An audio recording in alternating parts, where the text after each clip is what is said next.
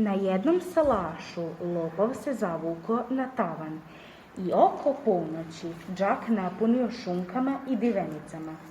Onako sa teretom nesrićno koracio.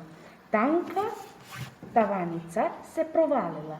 Malo je tribalo da padne na krevet u kojem su spavali čovjek i žena. Oni se trgli za sna, pa ne živi ni mrtvi, a lopov se još više ustravio i ćuti ko zaliven. Čovjek se jedared počeo misliti, vrijeme oko ponoći, a odozgor je palo u sobu. Iz neba je, ženo, to može biti samo du. Šapljaće joj na uvo.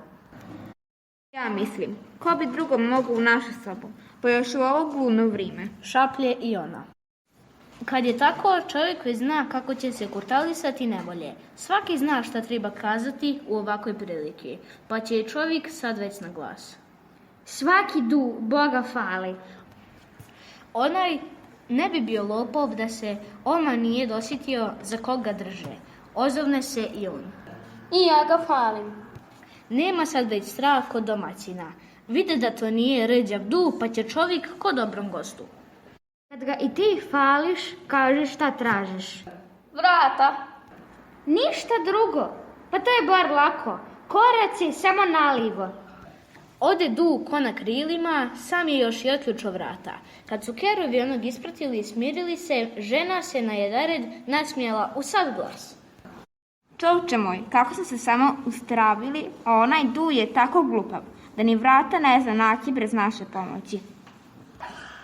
Oće, neće, mora se i čovjek nasmijati, kad i sam vidi da su se baš ni za šta ustravili.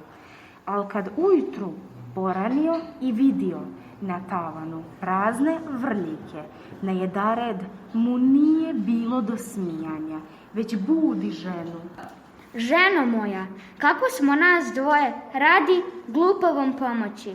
Aloj smo srećni što nas je du noćas pito samo za vrata, a ne i za kačice s mašću.